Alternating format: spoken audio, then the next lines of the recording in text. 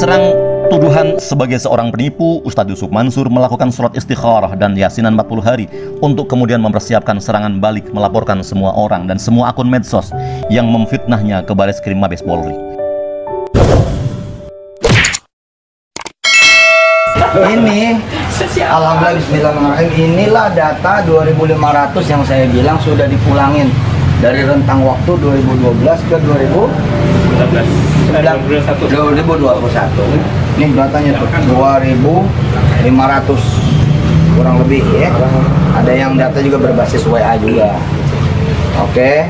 Nah, sisa dari 2900 itu ya kurang lebih 400-an itu keluarga dekat, sama teman dekat, sama jamaah yang memang dari awal udah buat sedekah atau apa gitu, bukan buat investasi gitu. Dan mereka ini sebenarnya bisa dijadikan testimoni kalau kita mau rajin.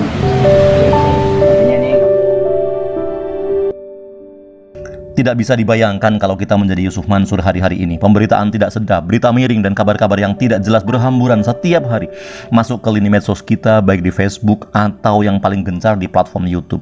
Menghadapi gempuran yang sangat masif itu tidak terbayangkan sebelumnya. Tidak pernah terbayangkan sebelumnya, maka Ustadz Yusuf Mansur pun mempersiapkan langkah. Pengasuh Pondok Pesantren Darul Quran Cipondoh Tangerang, Ustadz Yusuf Mansur, kini tengah mempertimbangkan untuk melaporkan para pihak yang dinilainya telah memfitnahnya seputar investasi, bukan investasi tetapi patungan usaha, pembangunan dan kepemilikan hotel, apartemen haji dan umroh. Dalam hal ini sebut saja nama hotelnya, yaitu Hotel City di Jalan M. Toha, Kota Tangerang. Langkah mempertimbangkan untuk melaporkan para pihak yang dinilainya telah memfitnahnya itu akan diputuskan nanti setelah pelaksanaan yasinan 40 hari. Ustadz Yusuf Mansur itu mengadakan yasinan selama 40 hari menghadapi serangan membabi buta yang menyerangnya.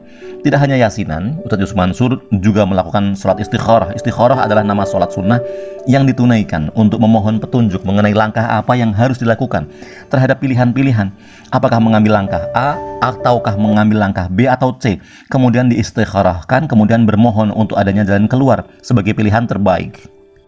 Yasinan dan istikharah itu dilakukan tidak hanya oleh Ustadz Yusuf Mansur seorang diri atau dan keluarganya saja, tetapi panjatkan doa itu juga dilakukan oleh segenap santri Darul Quran di Cipondoh Tangerang, bahkan di Darul Quran di seluruh Indonesia, di berbagai cabangnya di sejumlah kota, bahkan juga dilakukan oleh santri Darul Quran di seluruh dunia selama 40 hari.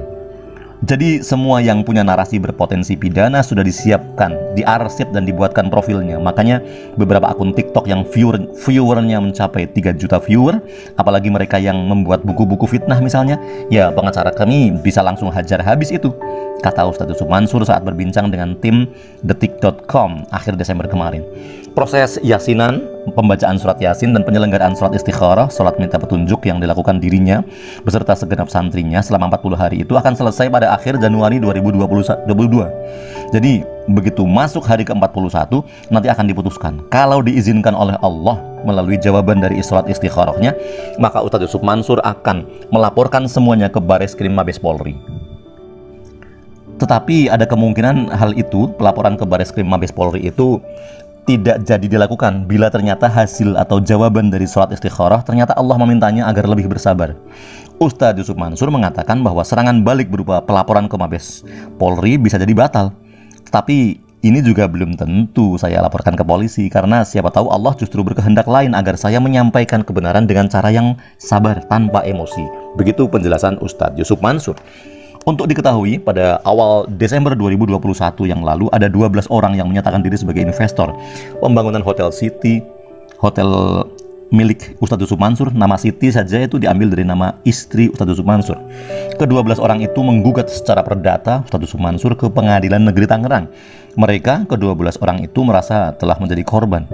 Boleh jadi sebutannya korban penipuan proyek investasi atau patungan usaha, dan mereka, ke-12 orang itu telah menyampaikan somasi ke Ustadz Yusuf Mansur. Tapi karena tidak mendapatkan respon seperti yang mereka inginkan, maka akhirnya mereka pun menggugat Ustadz Yusuf Mansur, sang tergugat, ke jalur pengadilan atau jalur hukum.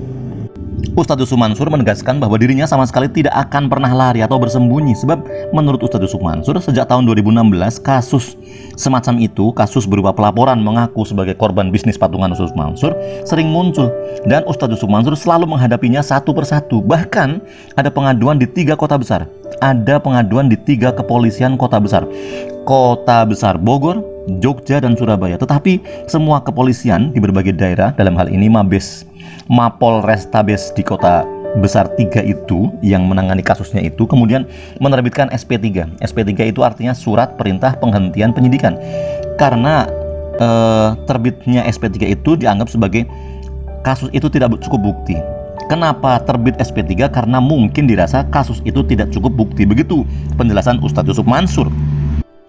Selain itu, Ustadz Yusuf Mansur sendiri pun mengaku sudah mengembalikan sejumlah uang investasi kepada sekitar 2.900 investor, mereka yang mengikuti program patungan usaha.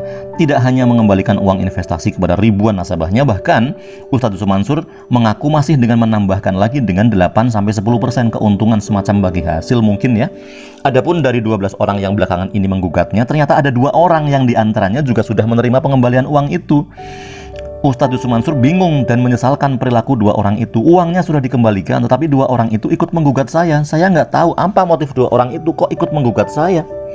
Ustadz Yusuf Mansur tidak bersedia menyebutkan nama 2 orang yang sudah dikembalikan haknya sebagai investor, tetapi masih menggugatnya ke Pengadilan Negeri Tangerang. Ustadz Yusuf Mansur kemudian membuat pernyataan bahwa isu-isu negatif tentang dirinya ini sengaja dihembus-hembuskan kepada khalayak ramai karena ada yang memelihara kisruh dan kasus ini.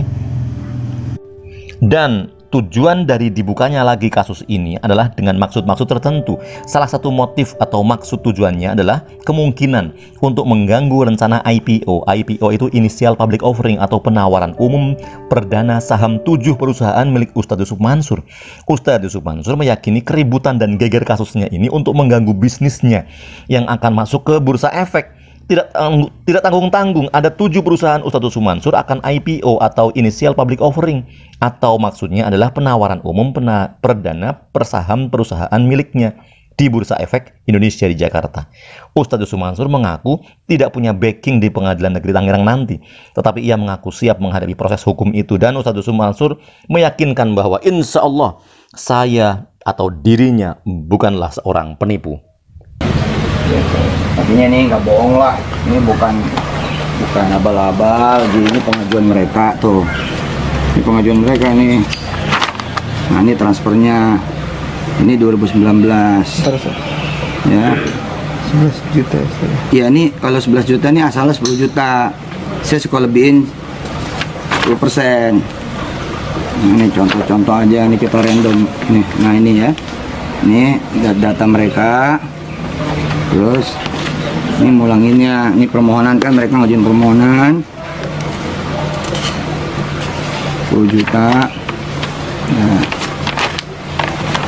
ini transfernya ada, bukti transfer ini ada? Ada satu ini. Biasa satu ya? Iya, satu tumpang. Kalau yang tadi masukin balik udah lengkap semua. Iya. Nih ada yang nggak punya data, cuma pernyataan aja. Kayak gini aja cukup, nggak apa-apa. Masih ya dia bohong. Ini pun kita langsung transfer gitu. Ini kapan data kapan? Ini baru 2021. Itu udah Kalau 2021 juga banyak yang hanya pengajuannya doang dari Ustadz. Jadi saya bukti transfer doang kita miliki. Ya inilah yang diminta sama pihak belah sono. Mana sini saya videoin. Yang ada diputar balikin dulu narasinya. Nah ini tuh. Lengkap kan? Datanya ada toh. Nih. Ini transfer balik. Nah kita. Nah ini kalau ada yang nggak dilebihin, nggak mau dilebihin. Biasanya begitu. Oh malah dilebihin nih, ini 10 juta. Biasanya ada yang istimewa, misalkan dia punya yatim atau apa gitu. Masya Allah lah. Mudah-mudahan ini jadi bicara panjang ya.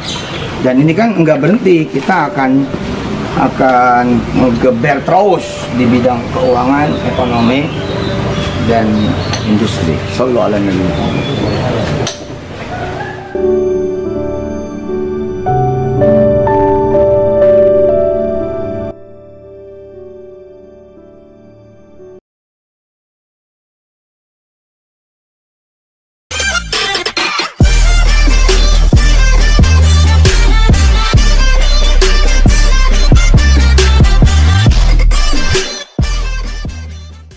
Terima kasih teman-teman yang sudah menonton video ini. Jangan lupa klik tombol subscribe dan jika kalian suka video ini, angkat jempol kalian and see you.